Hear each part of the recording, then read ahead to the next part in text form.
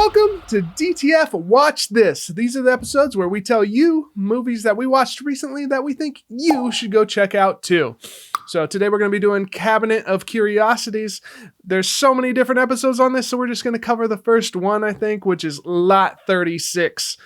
I got Sean Marcus to watch this, just like we're trying to get you to watch this. I see what you did there. Good one. I didn't even try. It just happened naturally. So what did you think about this before I dive into why I personally am drawn to this show? So first off, big, huge Guillermo Del Toro fan. Pan's Labyrinth is one of my favorite movies of all time. I think it is a masterpiece. So pretty much I enjoy most things that he does. Like you said, it's kind of a Tales from the Crypt kind of thing, you know? Yeah. There was another show in like the 80s called what was it called? Mystic Stories or something like that, where each episode was a different kind of theme. Look that up. I probably watched it. Yeah, I remember watching some of those as a kid. I think shows like this are great. Each one has a different director. So, but yeah, I only saw the first one. So yeah, the stories don't link up at all. They're all individual, separate episodes. Like the first one's all about like this storage unit thing going, and then like the second one's completely different about like grave robbing and rats. So it just gets kind of crazy. It's kind of cool to just have something new and different, and that's why the Tales from the Crypt thing kind of popped up into my head. Yeah, Twilight Zone. You got like the whole introduction thing in the beginning with the big old cabinet. So that was, kind of Tales from the Crypty, or like Twilight Zone, setting up the episode for you and then launching you into it. One of the reasons that I got drawn into it so much was it reminded me of my grandma. We used to watch these like horror type movies or like mystery type horror things. I guess suspense. I feel like I want to kick it with that grandma. My grandma, she was awesome. I used to watch all kinds of horror movies and stuff with her. But the types of horror she liked was the slow builders, the ones that didn't reveal any monsters or the thing at the end, kind of like the whole Scooby-Doo type thing. Reveal the big reveal at the end. She loved that. She didn't want to see the monster. She didn't want to see the, enemy or whatever until the very end. She liked the buildup. And that's exactly what these episodes have been. I've watched about 5 of them so far, and I love them all. They're all a little bit different. The very first episode's probably my favorite because it's the one that just kind of reeled me in on it. So we should probably talk about a little bit what it's about without spoiling the whole thing. I don't want to get to the end and all that. Yeah. Go ahead. You're like, I don't remember anything about this. No, I do. Lot 36, it's about a guy who buys up these storage units, kind of like Storage Wars. You only get a glimpse of what's in the unit, and then everybody auction bids on them. So this guy owes money to some people. I think he owes like 12 grand or something, and this is how he's trying to make his money back. He's just made a lot of poor decisions in his life.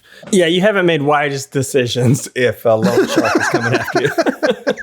Right? I mean, like, I'm good for the money. I'm good. But this guy, you can just tell he's just miserable. I don't know. I don't feel like you ever really like him. So you're kind of, but I don't know if you really wish negative like harm on him. You're just like, you can tell this guy's just struggling. Yeah. Cause he was a vet, right? PTSD kind of stuff. Yeah. But still an a-hole. Yeah, he's still kind of cold and heartless and just like, this is what you were dealt. Like there was a lady that he bought her storage unit because she was late on the payments and got all the notices. And so they put her storage unit up for auction. The storage unit guy basically said, you can go talk to that guy and see if he'll give you some of your stuff back. But of course, the dude's kind of racist and was just like, no, this is my unit. You had your chance. Like he's just dealing out bad vibes. And, it's kind of like one of those things, like if you feel shitty about yourself, all you can do is give shit. Yeah. So, I mean, I had to learn that about myself. You're going to have to bleep that. Oh yeah, I forgot. But it's one of the things I learned about myself, like when I was going through all the depression stuff was, if I feel like trash, all I can do is give trash. So until I work on myself, I can at least give good if I'm feeling good about myself. So you can just tell that he's in this hard rut that he just can't get out of, and he's just miserable with everyone. So yeah, he buys this storage unit, and everything is kind of from this kind of loner guy that you kind of pick up on. He's weird. He's creepy. He's doing taxidermy or something. He's chopping up animal bodies, and he has a heart attack and dies. And so that's the unit that he buys. Mm-hmm. And you kind of see the manager of the storage place kind of shows them a video clip because they got some sort of back end deal where he's kind of tipping them off on the good units. And then that guy's, giving them some cash on the side to. Oh, yeah, I forgot. That's why he goes in and talks to him. He passes off some cash, and he's like, you need to be paying me more for this. But he kind of shows him some video clips that the dude does these weird, like, rituals and stuff whenever he walks inside. Like, I swear he was doing the little bunny foo-foo, like, little bunny foo-foo. It was like, bop, bop, bop. He did like these 3 hops. Yeah, I don't know if they explained why he does that part, but... Yeah, it creates this whole mystery, and you're like, what is he doing? And then he's always bringing a package with him, and then the package is empty when he leaves. Anyways, when he gets inside the storage unit, I mean, there's all sorts of weird stuff. There's Nazi photos of Hitler and all this stuff. There's some war memorabilia, and then like a satanic table kind of rolls out, and there's these chairs and candelabra and all this stuff. So he takes all that stuff to his appraiser, and she's like, I know exactly what this stuff is. This is a seance table, and this is a special candelabra, blah, blah, blah, blah, blah. And he's like, do you want to buy it? And she's basically, no, this isn't mine, but I got a guy. Just like in Pawn Stars, they always have a guy. I got a guy. I got a guy who deals with this stuff, and they bring him in. The guy's like, I want $12,000, and she's like, the best I can do is 50. I watch a lot of Pawn Stars. Yeah, I do too. That's just like connecting it all too. Yeah, so this dude comes in, and he's like, man, this is a seance table, but these 3 books that were found inside this inside the seance table, like, these are rare. Like, they're like some sort of demon summoning type of thing to like have a demon trapped inside a mortal body or something like that. But the 4th book is what they want, because if you get that 4th book, it's worth like $300,000. And dude's like, let's go get that book. So they all go back to that storage unit, and that's when the creepiness starts to happen. I don't think I want to like go too much into that, because that's kind of like the gist of the whole thing, and it's really cool to see it kind of build into that, and see what happens with this whole 4th book that they're searching for. But again, man, all of these episodes have been really just a cool, slow build that keep you kind of engaged. At least that's how I felt. I was like, I need to know what's happening more. It feels like the stories are just constantly shifting. And I'll bring that up too, like jumping out of this episode, going into the next episode, which you haven't even seen yet, which is called Graveyard Rats. That's the Gravedigger one? Yeah, it's the Gravedigger one. So did they use a lot of your home footage when you were robbing graves back in the day? I was pretty secretive about it, Okay. You weren't recording it. No, I wasn't. Idiots. Yeah, right? I still got a little dirt under my fingernails, but that's just kind of permanent. But wait, hold on. Story, quick side note.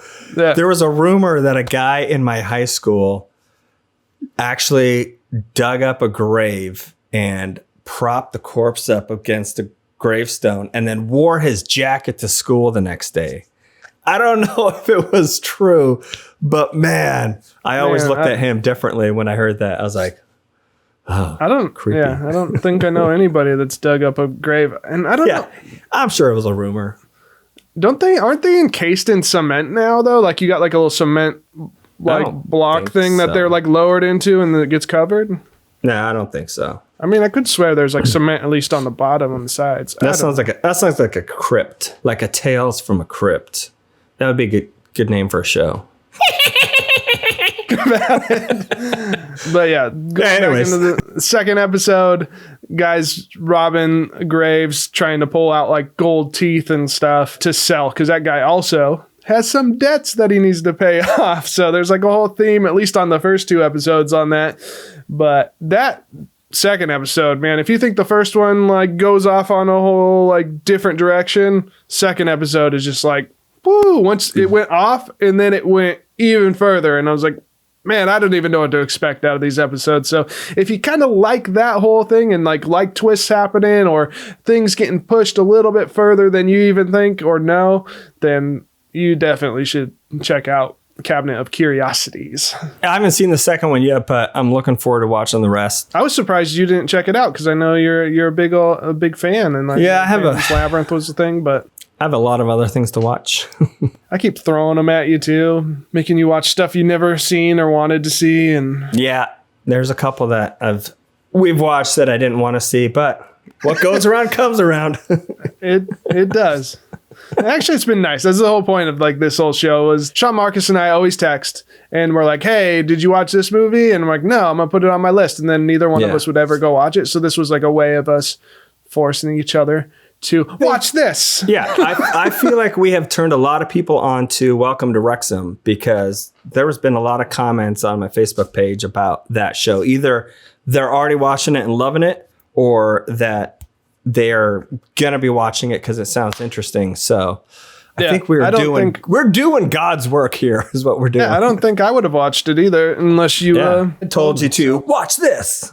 I don't know if you're into Tales from the Crypt, if you're into Twilight Zone-ish type things and Lovecraftian horror, then it's definitely one for you guys to check out. So that's it for this episode. Yep. Hit up all of our social medias, you know them. Instagram, you're on them. If you're on it, we're probably on it. Unless it's like, I don't know, Grindr. We do have a Grindr account, though. Dad's Grind Film. Yeah, exactly. So, but Sean Marcus was on a dating one. That's how he met his wife. So, yeah. Bumble. Again, sponsor us. We mention your show so much. I mean, your app so much. Yeah, so we're also on Spotify, iTunes, iHeartRadio, and all of that. So, yeah. For those long episodes when you're driving. So, see you on the next one. Bye, guys. Peace.